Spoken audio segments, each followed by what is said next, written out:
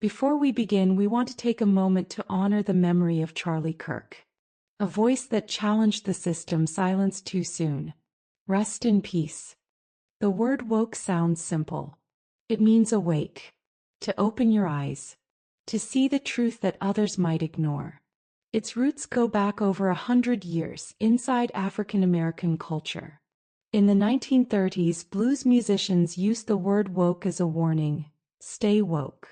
Be aware of danger, be aware of injustice. Later, in the 1960s civil rights movement, activists used the same idea. To be woke meant to see the hidden structures of racism and oppression that most people preferred to ignore. At that time, it was a positive word. It meant awareness, vigilance, empowerment. It was about waking up from illusions. But history has a strange way of corrupting even the noblest ideas. Over the last decade, woke transformed. Media outlets began using it. Celebrities turned it into a badge of virtue. Corporations used it in their advertisements, not to fight injustice, but to sell products. Suddenly, being woke was no longer about awareness. It was about performance. It was about showing the world you are on the right side, even if your actions prove the opposite. Critics argue that the word has been hijacked. Charlie Kirk, among many others, warned that the woke movement is no longer about protecting the oppressed. It is about controlling the majority. What was once a call to wake up has now become a tool to silence. If you speak against it, you risk being cancelled. If you question it, you are labeled as hateful. And if you resist it, you are pushed out of the system, out of schools, jobs, even out of the public square. In this way, woke became more than a word. It became an ideology that claims to liberate, but in reality creates fear. Fear of speaking, fear of thinking, fear of being different. So we must ask, is woke truly about justice? Or is it a new mask for an old game? A way for the powerful to divide society, control language, and reshape the way we think? When we talk about the modern culture war, one name always stands out: Charlie Kirk. He was not just another commentator, he was a fighter in the battlefield of ideas. Charlie Kirk founded Turning Point USA in 2012, when he was only 18 years old. His mission was clear: to defend traditional values, free speech, and what he called the American spirit. From the very beginning, he clashed directly with what he described as the woke ideology. But what exactly did Kirk see in woke culture that made him sound the alarm? For him, the problem was not about people demanding equality. He often said that true equality was already guaranteed by law. The real danger, according to Kirk, was that woke culture was never about fairness. It was about power. Power to silence. Power to rewrite history. Power to dictate what people are allowed to say, to think, and even to believe. He called universities the factories of woke indoctrination. In his view, campuses no longer encouraged debate, instead they punished disagreement. Professors who questioned progressive dogma risked their careers. Students who spoke against political correctness were bullied, shamed, or expelled.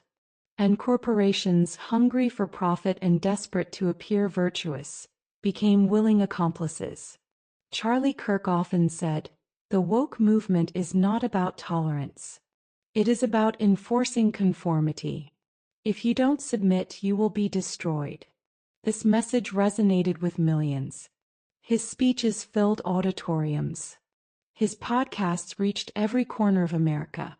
He became a symbol of resistance against a movement that, in his words, threatened the very foundation of freedom. But there was more. Charlie Kirk warned that woke ideology wasn't just a cultural trend, it was part of a bigger strategy. By dividing people into categories, race, gender, sexuality, and making those identities the center of politics, elites could keep society fragmented. A divided people are easier to control. If citizens fight each other, they don't fight the system. In this sense, Kirk believed that woke culture was not simply a grassroots movement. It was a tool of manipulation pushed from the top down by powerful interests.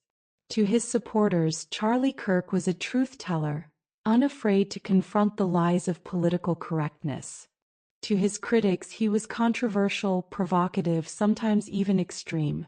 But whether one agreed with him or not, one fact was undeniable. He was one of the loudest voices to call out the dangers of the woke revolution. And now, with his voice silenced forever, the question remains: was he right? Is the woke ideology truly a path to justice? Or is it a mask hiding an agenda of control? Every movement in history that gained massive cultural power had someone behind it, and many believe the woke ideology is no different. On the surface, it looks like a grassroots revolution. People marching, posting hashtags, demanding change. But beneath the surface, who truly benefits from this endless state of outrage? Charlie Kirk often asked a simple but dangerous question. If the woke agenda weakens free speech, destroys tradition, and divides people into categories, who gains more power as society falls apart? Let's look closer. First, the global elites. Powerful political networks and billionaire foundations pour billions into cultural movements, not because they care about justice, but because they know that a fragmented society is easier to control.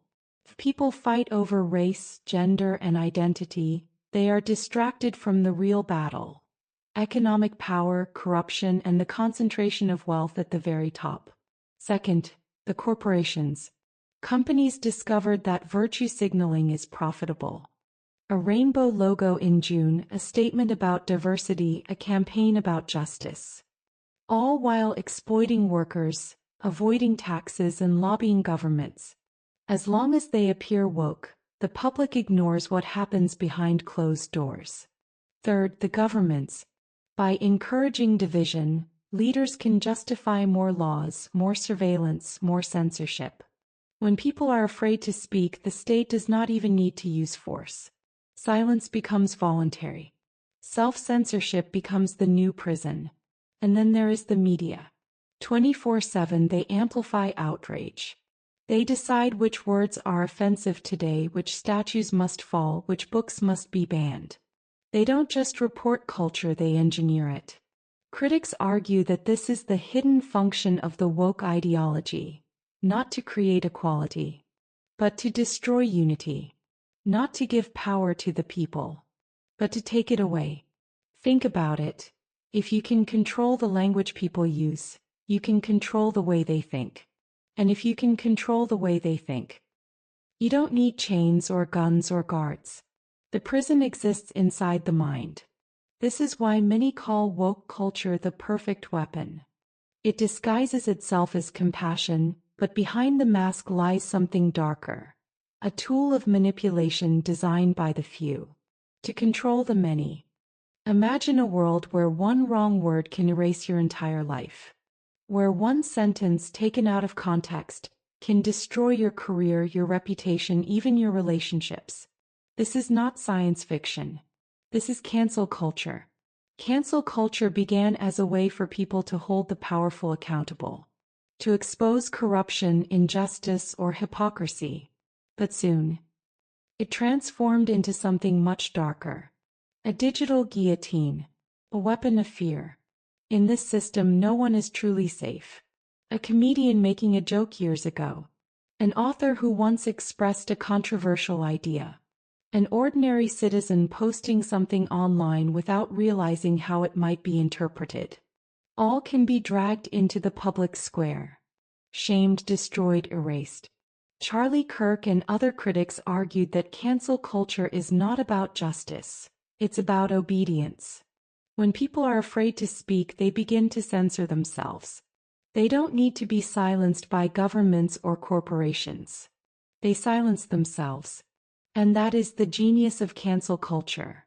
It creates a society where fear is the most effective prison. Where your voice is chained not by law but by social pressure. But we must ask, who decides what is offensive? Who decides what must be erased? It is often the same media networks, corporate elites, and activists who control the narrative. And when they choose who is canceled, They are not just enforcing morality, they are shaping reality. Cancel culture is selective. Some voices are destroyed instantly while others are protected, excused, or even glorified. This reveals the truth. It is not about fairness. It is about control. A culture where everyone lives in fear of being cancelled is a culture where free thought dies. And without free thought, freedom itself becomes an illusion. Cancel culture presents itself as justice. But in reality, it is a system of silent chains. Chains that keep people afraid, obedient, and divided. They can break voices. They can erase history. They can silence speech. But they cannot stop the truth. Because in the end, the only true weapon we have is awareness.